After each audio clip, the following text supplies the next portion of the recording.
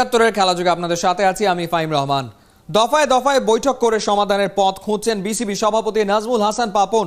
বোঝার চেষ্টা করছেন গলতটা কোথায়। সিনিয়র ক্রিকেটারদের পর এবার বোর্ড প্রধানের অন্দরমহলে ডাক পড়ল কোচিং সম্পৃক্ত কর্তাদের। নাজমুল হাসান পাপন বললেন, যত সমালোচনাই হোক নাক না গলিয়ে কোনো উপায় নেই, অন্তত 6টা মাস তিনি সরাসরি সম্পৃক্ত থাকবেন জাতীয় দল ব্যবস্থাপনায়। রিয়াজাদ আজিমের রিপোর্ট। না এইভাবে তো চলতে দেওয়া যাবে না। এই টাইম পিরিয়ডটায় খুব বেশি যে একটা হুলস্থুল করে ফেলতে পারবো তা না, কিন্তু মেসেজ উইল বি গিভেন। 14 ফেব্রুয়ারি সন্ধ্যায় ঘোষণা দিয়েছিলেন দ্রুততম সময়ে সমস্যার সমাধানের উদ্যোগ নেবেন। বিসিবি বস 3 দিনের ব্যবধানে যা করেছেন নিঃসন্দেহে অনুকরণীয়।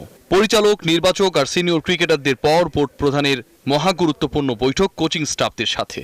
আপনি বলছিলেন যে আসলে কোন জায়গা থেকে সমস্যাগুলো হচ্ছে এটা বের করার জন্য আপনি সবার সাথে বসবেন, মানে সমস্যার কারণটা বা উৎসটা কোথায় আসছে। চেঞ্জগুলো যখন দেখবেন তখনই বুঝতে পারবেন, ইট উইল বি অবভিয়াস যে চেঞ্জটা কোথায় এসছে। আসলে সবাই একই রকমই চিন্তা করছে, কিন্তু সিদ্ধান্ত যখন ফাইনালি নিচ্ছি তখন দেখা যাচ্ছে অন্যরকম হচ্ছে। এটাই তা আমার ধারণা ছিল প্রথমে যে এরা চাচ্ছে এরা না, অন্যরা চাচ্ছে এরা না, এখন আজকে কোচদের সাথে থেকে ওরাও না, তাহলে হচ্ছে কেন? So there are certain issues, আরও কিছু জিনিস জানতে হবে যে কেন হচ্ছে। ভেন্যু বদলেছে, দুপক্ষের আলোচনা যতটা সম্ভব গোপন রাখার চেষ্টা, তবে তা এড়াতে পারেনি খেলাযোগের তীক্ষ্ণ দৃষ্টি। রাসেল ডমিঙ্গো অ্যান্ড কোম্পানি ব্যর্থতার ব্যাখ্যা দেওয়ার আগের মুহূর্তটায় খুব একটা আত্মবিশ্বাসী ছিল না।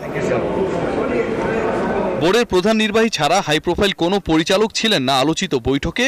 প্রায় 3 ঘন্টার আলোচনায় সভাপতির ভূমিকা মূলত শ্রোতার, আর যেটুকু বলেছেন তাতে পরিষ্কার করেছেন তার চাওয়া। কিছু জিনিস পরিবর্তনগুলো আসলে আনা দরকার। আপনি বলেছেন যে এই ব্যাপারগুলো আসলে চোখে পড়েছে।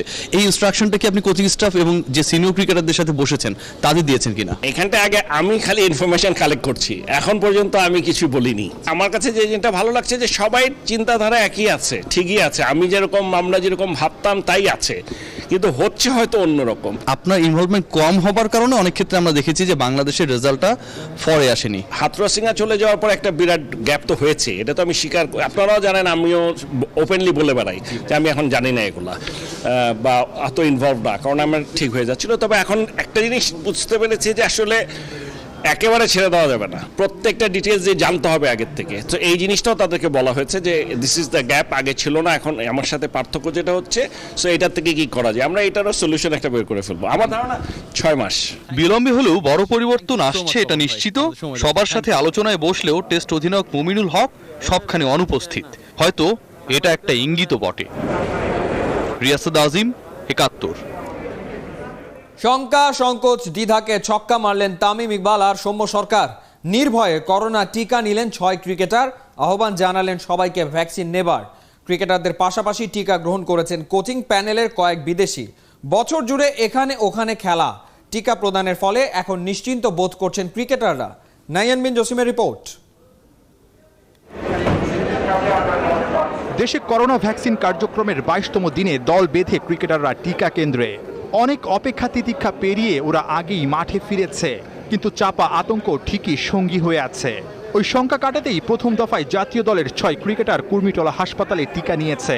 ওদের ভয় কেটে গেছে।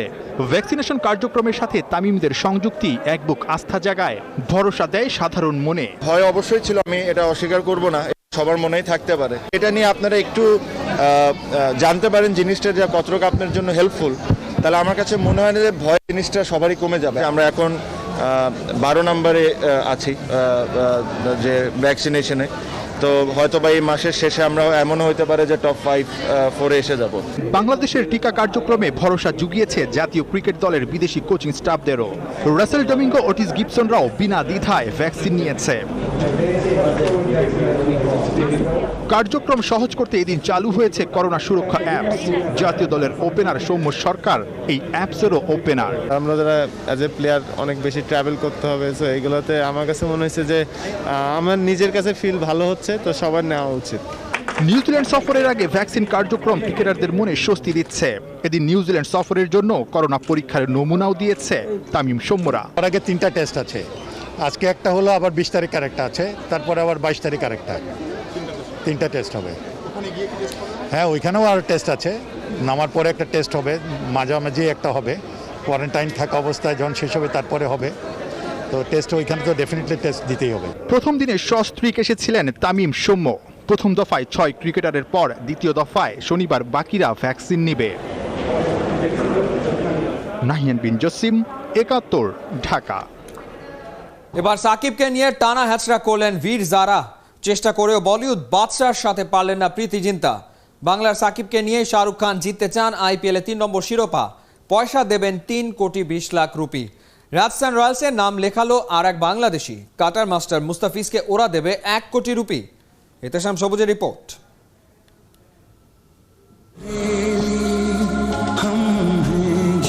বাংলায় তোর জন্য কল্পনায় মিলিয়ে নিলে সাকিবের জন্যই বোধহয় ভিড় জারার এই দূরত্ব, মন ভাঙার গল্প। রূপালী পর্দার এই দুই তারকা যে লড়াইয়ে নেমেছে বাংলার সাকিবকে পেতে, লড়াইটা হয়েছে আইপিএল নিলামের টেবিলে। সাকিব আল হাসান দর হাঁকানোর সেই যুদ্ধে শেষ পর্যন্ত শাহরুখ খানেরই জয়। 2 কোটি রুপি ভিত্তিমূল্যের সাকিবকে 3,20,00,000-এ কিনে নিয়েছে তার দল কলকাতা। ওরা বলছে বাংলার ছেলে বাংলাতে ফিরেছে। সাকিবের বিকেএসপির ময়না নামেই তাকে স্বাগত জানিয়েছে। বাংলার ক্রিকেটের নবাবকে পেয়ে ওদের এমনই আনন্দ প্রকাশ। খুবই এক্সাইটেড, এবছর ক্যারিয়ার হয়ে খেলতে পারবো, এই জন্য তেমনই রেজাল্ট করার চেষ্টা করব যেভাবে 2012 এবং 2014-তে করেছি। দুটি চ্যাম্পিয়নশিপ আমরা একসাথে জিতেছি। Really looking forward to play this ইয়ার। কলকাতার হয়ে খেলতে পারবো এই জন্য। পারফরমেন্স আর নামের বিচারে এই মূল্যটা সাকিবের পাশে অতি নগণ্য। কলকাতার হয়ে 2টা শিরোপা জয়ে বড় ভূমিকা, আইপিএলে 8 বছরের অভিজ্ঞতা। বিশ্বসেরা অলরাউন্ডার, আইপিএলের 63 ম্যাচ খেলে 746 রান আর 59 উইকেটের মালিক। এত কিছুর বিনিময়ে ওর দামটা কম নয় কি? যে কোনো বিচারেই সাকিবের চেয়ে পিছিয়ে থাকা ক্রিস মরিস, গ্লেন ম্যাক্সওয়েলদের যখন 14 কোটির বেশি রুপি দিয়ে কিনতে পারে, তখন সাকিবের এই অবমূল্যায়ন হয়তো বাংলাদেশ আর বাংলাদেশি বলেই। কলকাতাবাসীর সরস্বতী পূজার আনন্দের রেশটা আরো বাড়িয়ে দিলেন মিস্টার অলরাউন্ডার। সস্তায় পেয়ে গেল অমূল্য ধন। তার থেকে বড় হয়তো হৃদয়ের বন্ধন।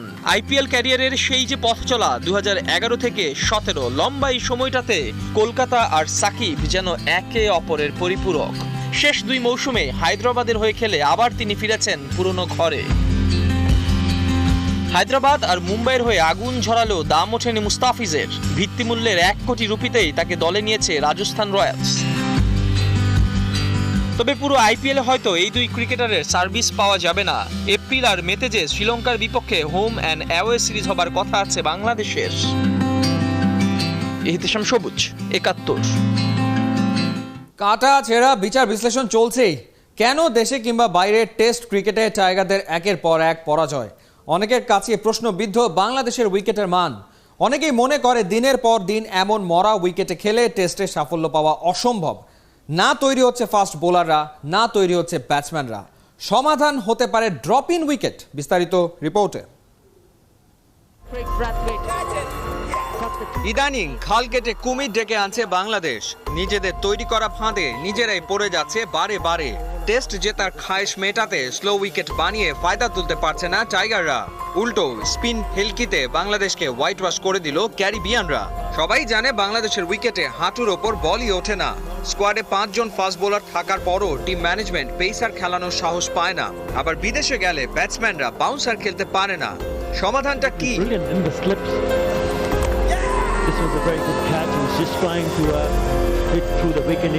সমাধান হতে পারে ড্রপ ইন উইকেট, অর্থাৎ চাহিদা মাফিক উইকেট অর্ডার করে বানিয়ে এনে মাঠে বসিয়ে দেয়া। অস্ট্রেলিয়া আর নিউজিল্যান্ডে হরহামেশাই ব্যবহার করা হয় এ ধরনের উইকেট। একই মাঠে ফুটবল, ক্রিকেট বা অন্যান্য খেলাগুলো আয়োজন করতে এ ধরনের ব্যবস্থা নেয় সে দেশের কর্তৃপক্ষ। আন্তর্জাতিক মানের উইকেট তৈরি করতে যেখানে সময় লাগে কমপক্ষে 2 মাস, সেখানে ড্রপ ইন উইকেট মাঠে বসাতে দরকার পড়ে মাত্র 7 দিন। অস্ট্রেলিয়া, নিউজিল্যান্ডের পাশাপাশি এখন ভারতেও শুরু হয়েছে এ ধরনের উইকেটের প্রচলন। একটা পিচ বানিয়ে মাঠে বসাতে খরচ পড়ে 8 থেকে 10 কোটি টাকা। যেহেতু দেশে বছরের পর বছর চেষ্টা করেও ফাস্ট উইকেট বানাতে পারছে না বিসিবি, ভেবে দেখতে পারে বিকল্প এই পদ্ধতি।